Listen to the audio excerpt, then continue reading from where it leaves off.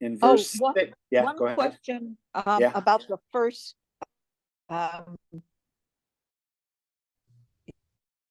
the first study, or the avon, or whatever, of the sanctum. Right. So Rashi says that the reason it's called that is because if you trespass, you will alone bear the iniquity. In other words, this is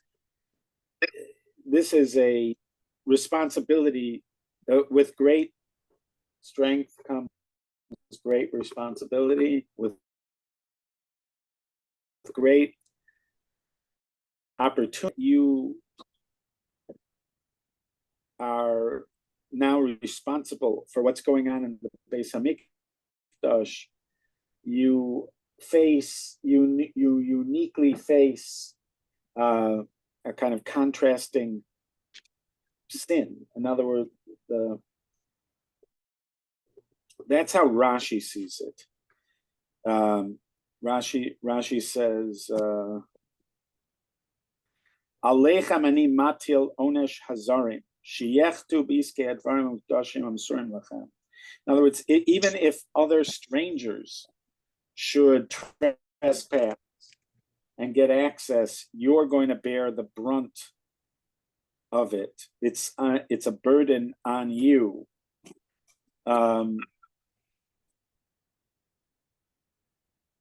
And that's how the Ibn Ezra understands it.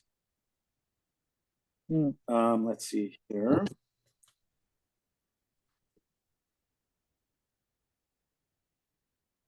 That's how the Sforno understands it.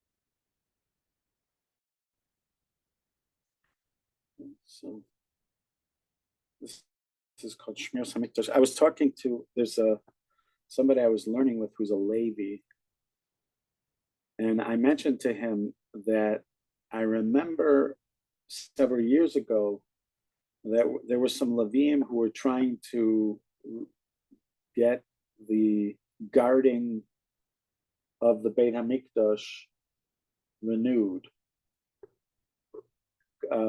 There was, in their opinion, I guess this was a learned halachic opinion, I'm assuming, that you could in fact fulfill the mitzvah of Shmiras Hamikdash. This is a positive commandment. The Rambam lists it as a positive commandment to guard the Beit HaMikdash. So there were, apparently you could do it even when the building's not there. You're just guarding around the area. At least that's what they claimed. And there was like an article about it, but also an advertisement for Leviim to make contact so that they could fulfill this mitzvah.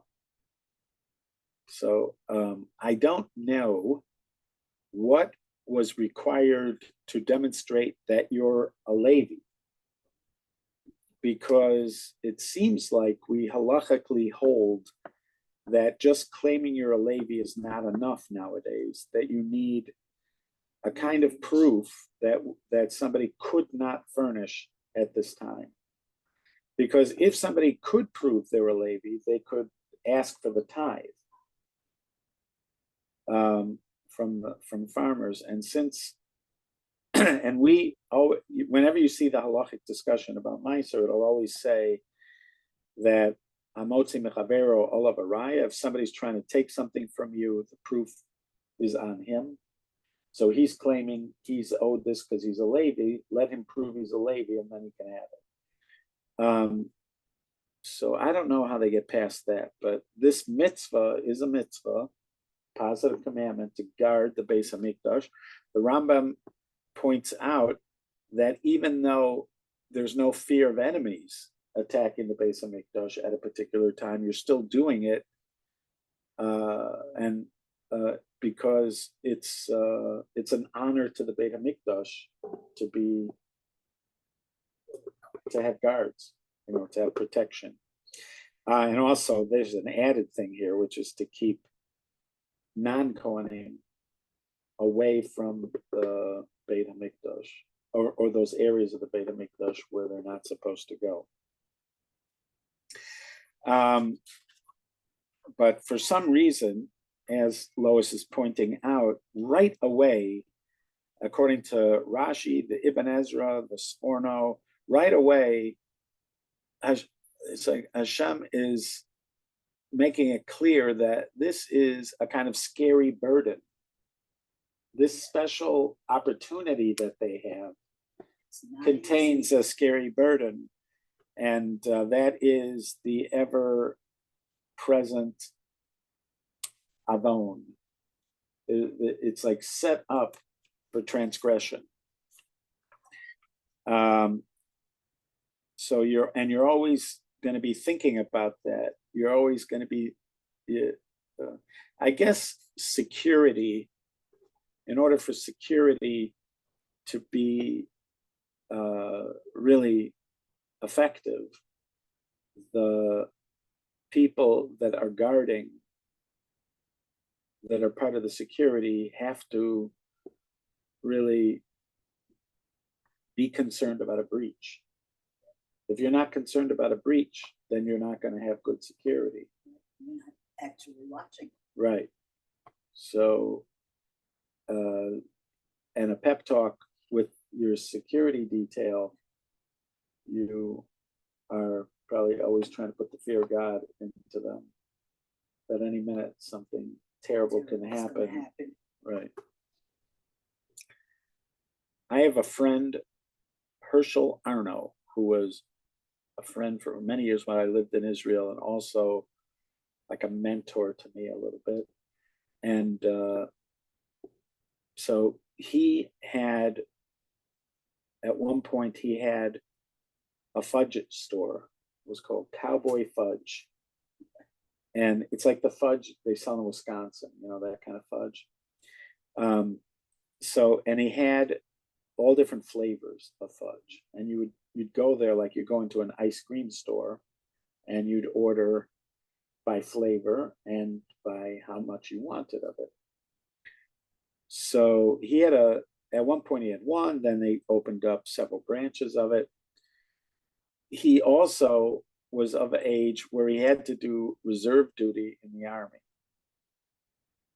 So the reserve duty was usually a month. And they accommodated people who owned businesses where it's not like you're an employee at some big company where the company just gives you time off. If you own your own business, there is no time off. So the Army accommodated people in that situation. They'd let you work during your business hours, and then you'd put like a 12-hour shift after your work hours.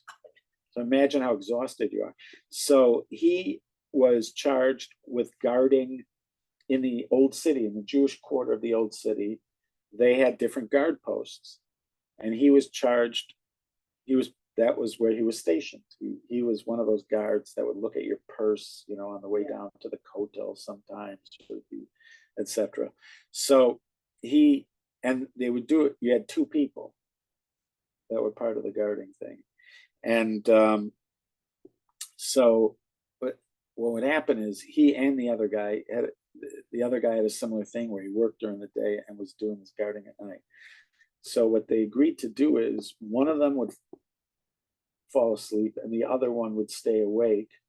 And if they notice, because what would happen is these guys are on reserves.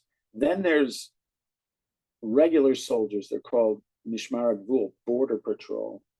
These are like tough, regular soldiers. Don't mess with them. Right. And they're going around also, there's like layers of security there. So these guys also go around. And one of the things they do is check out to make sure the guards are awake. So, it happened one time where both of them fell asleep, and they were caught by the border patrol. Oops. And then they're court-martialed. They have to go to a court-martial before a captain, I guess. So they're brought to this court-martial, and the captain, he speaks to them one at a time. So he's speaking to my friend, and he tells him, he goes, I'm not worried about the kotel. I'm not worried that you fell asleep and somebody's going to attack the kotel. The kotel's been around for thousands of years. It will continue to be around a long time after you are. He said, my concern is you, because some guy's going to kill you. Exactly. And then I'm going to have paperwork and all sorts of other things that I have to do. It's like, but it was like this moment where he's getting this rebuke, like, you idiot. Making more work for me. Yeah. So, so there are stories in the Gemara. There are stories even in the Mishnah about how you'd have Levim and sometimes Kohanim. Mostly it was Levim at these guard posts. So once the Beit HaMikdash is built, the solid building, not just the Mishkan. So there were, I think, 24 sites where there were guards. 21 of them were Levim, 3 of them were Kohen. 3 of the sites were manned by Kohanim. So you'd have these Levims, standing guard. And so it's either a Mishnah or a Brisa that says sometimes at night you would hear shrieking coming from the Beis HaMikdash, and you knew it's because apparently what they would do is if they caught a guard sleeping, they'd light his clothing on fire with a torch. And then the guy would wake up to his clothing on fire, and you'd hear shrieking off the side. That was a guard who fell asleep at his duty, at his watch. Okay. And also in verse 5, it talks again. It's not just that the guards themselves or the Kohanim themselves would be punished if there's a breach, but also it would prevent like a plague, anger against the people of Israel, because this seems to be one of the things that triggers a plague is when you trespass, when you break the line between sanctity and everyday. And the mundane, something like that. And then he goes on to say in verse 6, I have taken your brother Levim from amongst Israel.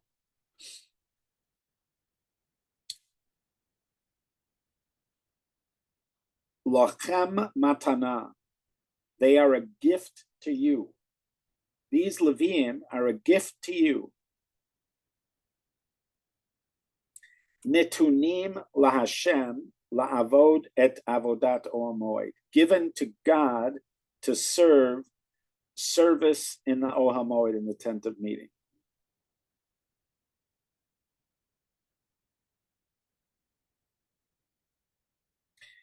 So what does that mean to Hashem? That means for holy work. That's how Rashi understands it. In other words, they're not yours just to be your house servant, to be at your house and as your house servant. They are yours to help you in the service. So now you're curious, what besides guarding the place, what do they do? I mean, it makes it sound like the Levim walk around. Who would be the one who's sweeping up in the Beit HaMikdash? The Levim. That's what you would think, but it's not true. They can't go cross that line. That line, which exists in the courtyard, that only Kohanim could go past. Levim can't go past there either. And that includes on the altar. It includes all the vessels, the menorah, the show table, the incense altar. It does. They can't go there. They can't clean that. They can't fix that. They can't set things up. So you're wondering, like, what is it that they're doing besides guarding? So, Va'ata uvanecha itcha tishmeru et kunatchem l'chol dover hamizbeach l'bayis barochas va'avadatem. And you and your sons with you, you be careful about your kahuna, about your priesthood, with regard to all matters of the altar and everything that happens inside the house, inside the curtain. That's where your service is. Again, it's a gift to you. Any stranger that tries to do it will be put to death. And then it starts talking about the truma, which is uniquely given to the Kohanim. This is the first bit, the first part of any, certainly grain and wine and grapes, or like grapes and olives. Whether truma applies to things outside this class, let's say the 5 grains, or let's say even wheat, let's say minimally wheat and barley, there's truma. Olives and grapes, there's truma. Is there truma biblically from other items? That's a matter of disagreement. There is an opinion, I believe held by the Rambam, that it applies to all fruit, but it does not apply biblically to vegetables. So let's say you have carrots. Biblically, you do not give truma from carrots. Rabbinically, you still would, but biblically, you do not. And then there's an opinion, which might be Tosfos, I'm not sure to say. It's fading fast, people. But there's another opinion that it only applies to those things, to grains, to grapes and olives. It does not apply biblically. Truma doesn't apply biblically to anything outside of there. Here you see in this discussion, it refers in, at first it says,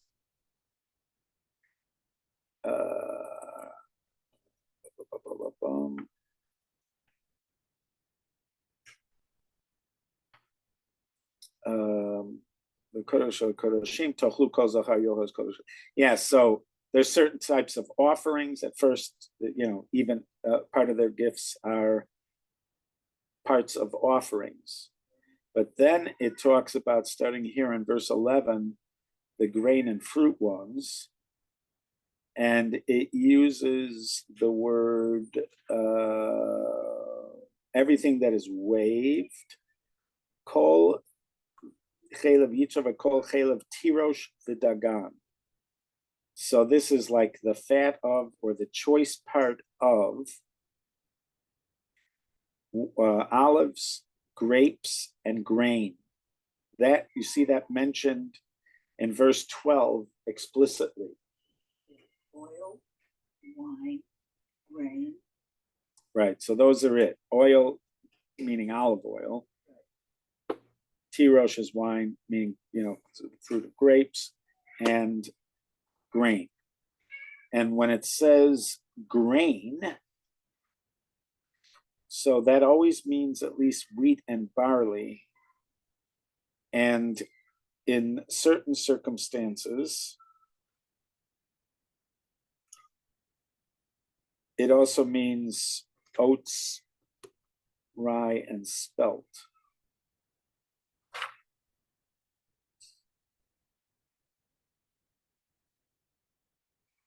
Anyways, so in practically speaking, fruits and vegetables you take truma from. So the way that works is nowadays, even though a lot of it might be rabbinic, because there is no Beit HaMikdash, there's no purity, there's no maybe some of them even depend on the institution of Yovel, of Jubilee year, or the Jewish people in the land of Israel. There's a certain amount of the Jewish people in the land of Israel living in their proper places. Different gifts for Kohanim and Levim may depend on some other things, but rabbinically, we still acknowledge them. So, for instance, when somebody's making bread or cake, if you make it over a certain size, you take challah.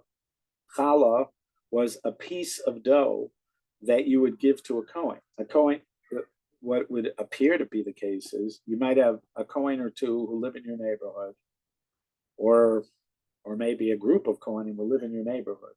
So these Kohanim would come, maybe they'd come to your house, knock on the door, or you'd walk over to where they are because you were baking bread. They were probably baking bread every day because that's how people ate. They don't store it. They probably baking bread every day. So whenever they're baking bread, they would drop off like, a piece of dough, and that would be bread for the Kohen. Also, if it's during harvest time, Kohanim and Levim would show up at these threshing floors. So what would happen is, I've seen these, they've sort of recreated these. I've seen this in certain areas. The threshing floor is essentially just a flat piece of land. And it might be just outside of where the town is. Imagine you have a town of like 20, 30 houses. These 20, 30 houses have a plot of land that they use to farm. And they have like a bald patch somewhere. When it's harvest season, they take all their stuff, they bring it over there, and they process it at that place. And then, so what would happen is Kohanim or Levim would be standing over there, and you'd get their truma, and the Levim would get the mice or the tithe, and then the Levim give a bit to Kohanim. So it would be particular Kohanim that just happen to show up, or maybe you have a relationship with one of them. And they also got portions of every animal that is slaughtered. Every animal that is slaughtered, there's a part of it, I think it's the right foreleg and a part of the stomach called the abomasum. And so every time a goat or sheep or a cow was slaughtered, they'd get a part of that as a gift. And again, maybe they show up at the slaughtering area, wherever that's going to be, or you know about them and you tell them you're slaughtering an animal today, there's going to be a big party. You're slaughtering an animal and you're going to give it from there. So it could be a kind of informal relationship between people and their Kohen or their Levi, and this kind of stuff is taken. Right. If you're a Kohen, like at the base of Mikdash, you're not likely getting that kind of stuff, because that's more what is rural stuff, right? So if you're a Kohen who works at, not all of them worked at the base of Mikdash. All of them had to go there for a week at a time, a couple weeks a year. Yeah. But now they didn't all work at the base of Mikdash. They were Kohanim all around, maybe all around the country. There were Kohanim there, and that would be the kind of informal thing that's going on with Kohanim outside of the base of Mikdash. If you're a Kohen in the base of Mikdash, you're probably not getting the first grain of somebody out there, because you're living the urban life, and it's not, not near farmers. You're probably not getting the daily stuff that people are getting, from their slaughtering. You're getting the stuff there. You're getting the stuff from the Beis Hamikdash. Right. So in the Beis Hamikdash, there was also stuff like it mentions over here. Amongst the gifts were portions of the animal that was slaughtered. So if somebody brings a behor, a firstborn animal, for instance, so they bring a behor from their flock, the Kohen is the one who gets to eat the meat from it. The Kohen gets to eat a portion of sin offerings. The Kohen gets to eat a portion of guilt offerings. The Kohen gets to eat a portion of peace offerings. The Kohen gets to eat a portion of Thanksgiving offerings. So, I guess I imagine that this works out a little bit differently depending on your circumstance. Lahavdil elef alfei havdalos, but there are, amongst Eastern kind of spirituality, you have monks that use begging bowls, and that's how they eat. They don't own things on their own. They just have these begging bowls, and they go from house to house, and the people in the village or the town put food into their begging bowl. That's like their only thing they own are clothing and this bowl and a spoon. That's basically it. So I'm not saying that it's exactly like that, but it could have been something like that if you were a Kohen or a Levi in a small town or village outside of the main centers. And also, as the Rambam characterizes the tribe of Levi in his work, they became, besides guarding the Beis Hamikdash and being responsible for moving the vessels and the tent, etc., when they moved in the time of the Mishkan, and besides being the choir and the symphony, they were like spiritual guides and mentors and teachers. So you could imagine that you would have a group of Levim living in some town somewhere that weren't much different than those kind of monks. In other words, that they're living a relative simple lifestyle. We don't have records of the Levim being an aristocratic class. We do have it about Kohanim. We have Kohanim that became aristocratic class, but you don't really hear it about Levim. Even the mitzvah, take care of the orphan, the widow, and the Levite in your. Yeah, they're often listed on the poor side of things, which leads me to conclude that they might have looked, again, this is only my imagination on top of a few details, they might have lived similar to those kind of monks from other things. One of the huge differences would be they have families. Right. But they would have lived a very simple life. And you, again, we know human nature, so it's not going to be everybody, but you imagine that the aspiration of a Levi is going to be to lead a pure kind of simple life, and to be, they are being supported by the community. They're going to end up being the scholars a lot of times, or the judges, the teachers. That's at least what it seems like from the Rambam. That's how he's presenting it. We don't have guidance on that from here at all.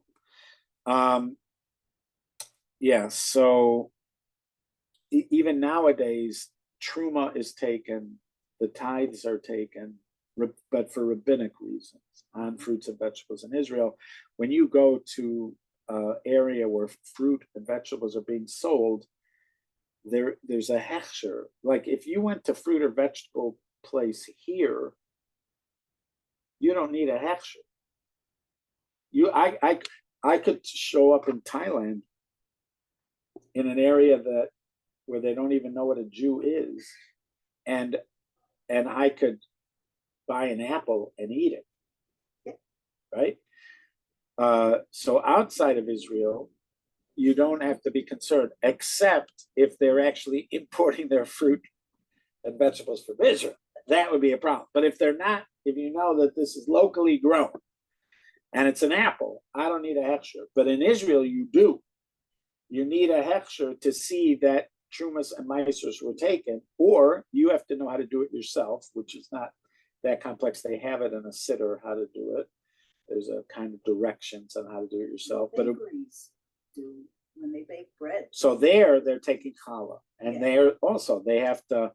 Bread is a little bit because it's a manufactured food already, so you wouldn't necessarily buy bread in Thailand. But let's say I could watch somebody do it.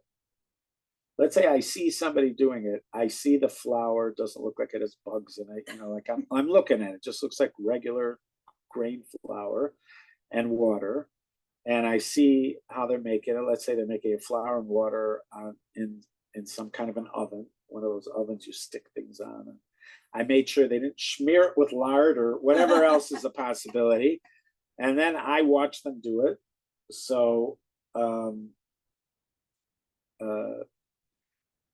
technically, that would be kosher. Yeah. There are those who are careful to not eat bread unless a Jew's been involved in the baking process. But I could do with that too. I could throw wood on the fire to become part of the baking process. And then I could do it. So, but if I'm doing the baking, I do need to take challah, and I'm assuming in that scenario I should take challah too. Although it is interesting to me, if I'm sort of threading that line where I'm, let's say, a Jewish mashgiach for a Gentile baked bread. Who takes challah? You're getting deep into it, Right. The question is, do I take challah from that? Does somebody have to take challah? That's a good question. Okay, that's why I'm not a mashgiach. You know what I for bread. discovered though? What? Cut up melon and that kind of stuff. Usually, if you go into Target or any grocery store, it doesn't have a hechsher. Right. Woodman's has a hechsher. Are you kidding me? Nope. I was shocked. I'm looking at the cut up veg. Oh, I could buy this one. Now, the typical ruling is if it's like cut up cantaloupe or something like that, you do not need a hechsher on it. At a big place where they're doing a lot of it, that's what they say. Yeah, but the you CRC. don't actually know where it's right. But if coming it's from. things like onions or garlic or stuff like that, then you do need a hechsher. Right. You're saying Woodman's? Woodman's. That's hysterical. Woodman's. I was walking by and I saw cut up fruit, and I just took a look at it, and there's a star K on it. That's hysterical. All right. I look forward to more of this as we go more deeply. I am not. I'm going off to see Tzippy. All right, be well. See you, Lois. See you. Thank you, Rabbi. See you next week and have a good Shabbos. You're welcome. Good Shabbos. Good Shabbos, Lois.